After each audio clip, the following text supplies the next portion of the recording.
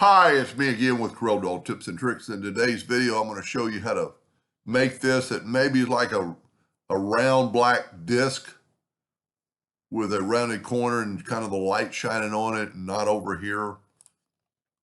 Really pretty elementary. But if we will draw a circle or an ellipse and hit P, put it in the center of the page.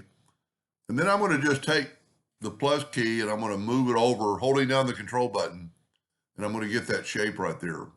So now I'm going to take that Smart Fill tool and I'm going to fill it in with black just so you can see it. Matter of fact, we'll make it blue.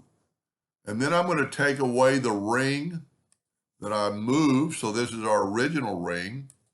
And I'm going to move this one back by nudging.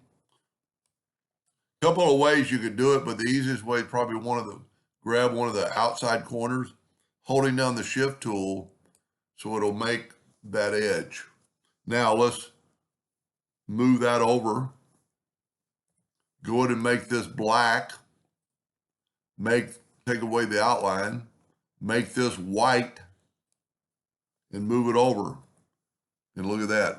I'm a little bit thick, but that really might look pretty good. Then go up to Effects and Blur and Gaussian Blur. And not really enough because I'm really too thick.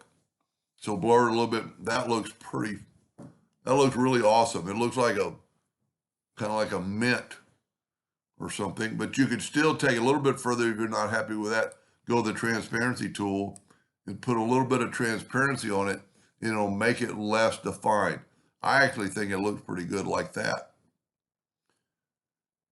There's several trains of thought. You could do this all the way around, but I kind of think it's like a black disc or a black button with the light shining on it. Anyway, hope that gave you an idea or two, and thank you for watching.